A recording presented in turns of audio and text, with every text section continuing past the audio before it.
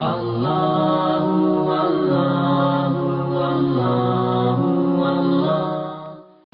پروردگار کا اپنا نظام ہے، یہ پروردگار کا اپنا ایک سسٹم ہے.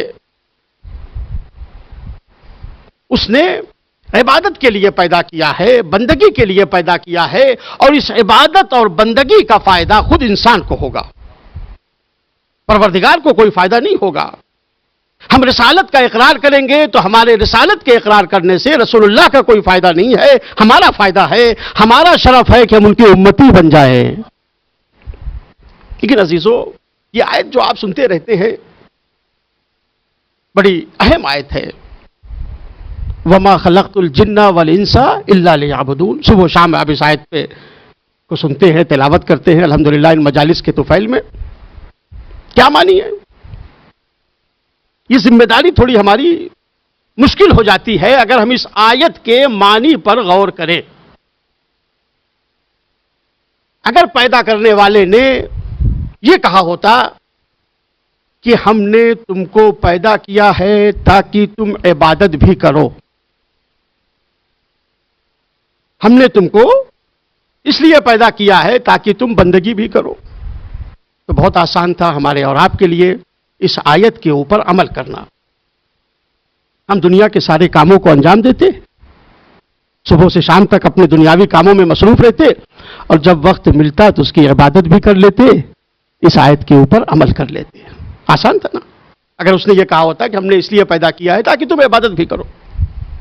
لیکن پیدا کرنے والے نے یہ نہیں کہا کہ ہم نے تم کو پیدا کیا ہے تاکہ تم عبادت بھی کرو، بلکہ اس نے کہا وَمَا خَلَقْتُ الْجِنَّ وَالْإِنسَ إِلَّا لِيَعْبُدُونَ، جس کے معنی یہ ہے کہ ہم نے صرف اور صرف تمہیں اپنی عبادت کے لیے پیدا کیا ہے.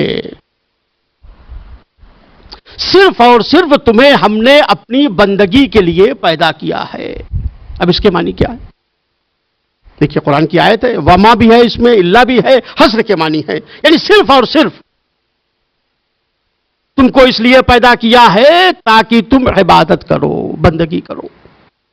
اب اس کے معنی کیا ہے؟ اس کے معنی یہ ہے کہ جو انسان دوسرے کاموں میں مصروف ہے، کیا وہ مقصد حیات سے الگ ہو گئے، غرض خلقت سے الگ ہو گئے؟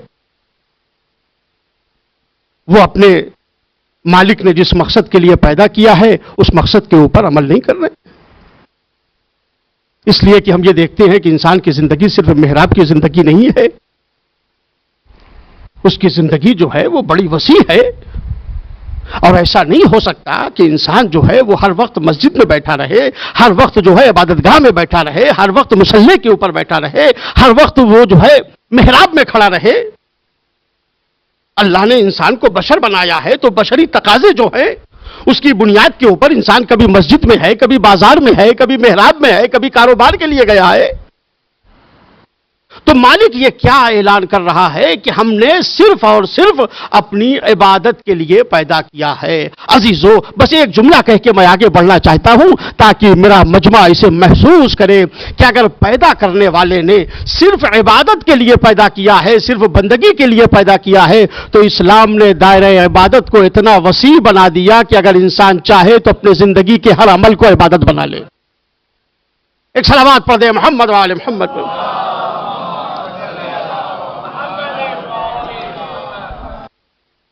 اور نہ یہ کہ عزیزو صرف ہم اگر چاہیں تو اپنی زندگی کے ہر عمل کو عبادت بنا لے، بلکہ اگر ہمیں بندہ بن کر زندگی گزارنا ہے تو اپنے ہر عمل کو انجام دینے سے پہلے اسے عبادت بنانا ہوگا.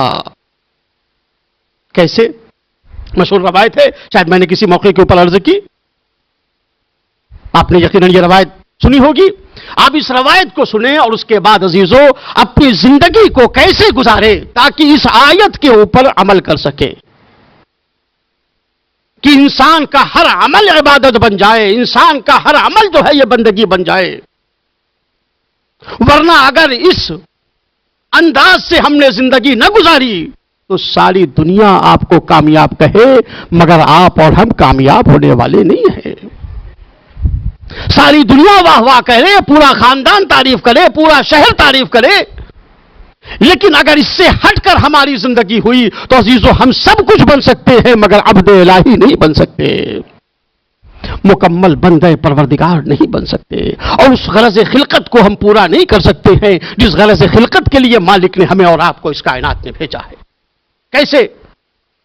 کیسے زندگی گزارے کہ زندگی کا ہر عمل عبادت بن جائے، بندگی بن جائے۔ روایت ہے عزیز و مشہور و معروف روایت ہے، ہمارے اور آپ کے چھٹے امام صادق آل محمد حضرت امام جعفر صادق صلوات اللہ وسلام علیہ ایک راستے سے گزر رہے ہیں۔ آپ ایک گاؤں سے آپ کا گزر ہو رہا ہے، ایک قریے سے امام جا رہے ہیں۔ کیا دیکھا کہ ایک شخص اپنا گھر بنا رہا ہے، اپنے مکان کی تعمیر کر رہا ہے، دیواریں اس نے بلند کر دی ہیں، گھر جو ہے وہ بن کر تیار ہو گیا ہے، اور اس نے دیوار میں ایک کھڑکی لگائی ہے، دیوار میں ایک روشن دان بنایا ہے۔ امام رک گئے، امام نے پوچھا، امام نے کہا بھائی یہ بتاؤ یہ گھر تمہارا ہے؟ اس نے کہا فرزند رسول یہ میرا گھر ہے۔ آپ نے کہا بتاؤ یہ دیوار میں تم نے کھڑکی کیوں لگائی ہے؟ یہ دیوار میں تم نے چھوٹا سا دروازہ کیوں بنایا ہے؟ اس نے کہا مولا یہ کھڑکی میں نے اس لیے لگائی ہے تاکہ ادھر سے ٹھنڈی ٹھنڈی ہوائیں آئیں اور کمرہ ہوادار بن جائے۔ دیکھیے کوئی غلط نیت تو نہیں ہے، دیوار میں کھڑکی کیوں بنائی ہے، یہ روشن دان کیوں بنایا ہے؟ اس لیے بنایا ہے مولا روشن دان اور یہ کھڑکی اس لیے لگائی ہے تاکہ ادھر سے ٹھنڈی ٹھنڈی ہوائیں آئیں اور کمرہ ہوادار بن جائے۔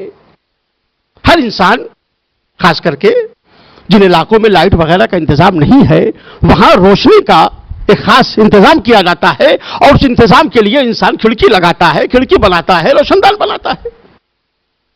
اب ظاہر ہے کہ اس زمانے میں ایسے مکانات تو نہیں بنتے تھے جیسے آج کے زمانے میں مکانات بنتے ہیں، مگر جس اعتبار سے بھی مکان بن رہے تھے بنانے والے نے وہ مکان بنایا اور کھڑکی لگائی۔ صادق آل محمد نے پوچھ لیا یہ کیوں لگائی ہے کھڑکی؟ اس نے کہا فرزند رسول اس لیے لگائی ہے تاکہ ادھر سے ٹھنڈی ٹھنڈی ہوائیں آئیں اور کمرہ ہوادار ہو جائے اور کمرے میں ہم کو اطمینان ملے، راحت مل جائے، آرام ملے۔ بس یہ سننا تھا۔ امام نے فرمایا افسوس ابھی تمہیں نیت کرنے کا سلیقہ نہیں معلوم، عمل تو بعد میں ہوگا۔ افسوس کی بات یہ ہے کہ ابھی تمہیں نیت کرنے کا سلیقہ نہیں معلوم۔ گھبرا گیا فرزند رسول، مجھے کیا نیت کرنی چاہیے تھی؟ میں نے کوئی گناہ کی نیت نہیں کی ہے، میں نے صرف ہوا کا ارادہ کیا ہے، میں نے صرف روشنی کا ارادہ کیا ہے کہ ادھر سے ٹھنڈی ٹھنڈی ہوائیں آئیں، اور آپ فرما رہے ہیں کہ ابھی تمہیں نیت کرنے کا سلیقہ نہیں معلوم۔ مولا بتائیے ہمیں کیا نیت کرنی چاہیے تھی؟ چھٹے امام نے فرمایا جس وقت تم یہ کھڑکی لگا رہے تھے، یہ روشن دان بنا رہے تھے، اگر اس وقت تم نے یہ نیت کی ہوتی کہ میں یہ کھڑکی اس لیے لگا رہا ہوں تاکہ صبح کے وقت فجر کے ہنگام جب ادھر سے روشنی آئے تو نماز صبح کے وقت کا اندازہ ہو جائے، اگر تم نے اس ارادے سے یہ کھڑکی بنائی ہوتی تو یہ کھڑکی بنانا اور روشن دان بنانا تمہارا عبادت بن جاتا، اور اسی راستے سے ٹھنڈی ٹھنڈی ہوائیں بھی آتی اور ثواب بھی آتا۔ مگر جب تم نے اپنی اس نیت میں صرف ٹھنڈی ہواؤں کا ارادہ کیا ہے تو ٹھنڈی ہوائیں تو آئیں گی مگر ثواب نہیں آئے گا۔ عزیزو چھٹے امام نے اپنے تمام چاہنے والوں کو یہ درس دیا ہے، صبح سے شام تک جو بھی کام تم انجام دے رہے ہو پہلے اس میں قربت الہی کی نیت پیدا کر لو تاکہ وہ تمہارا عمل عبادت بن جائے، تمہارا وہ عمل بندگی بن جائے۔ آپ کاروبار پر جا رہے ہیں، اپنے آفس جا رہے ہیں، دفتر جا رہے ہیں، نوکری پہ جا رہے ہیں، دکان پہ جا رہے ہیں، کچھ نہیں کرنا، صرف قربت الہی کی نیت پیدا ہو جائے کہ چونکہ میرے پروردگار نے حکم دیا ہے کہ حلال روزی کی تلاش میں جاؤ، اس لیے میں حلال روزی کی تلاش میں جا رہا ہوں۔ پیسے آپ کمائیں گے، آپ کا کمانا عبادت بن جائے گا۔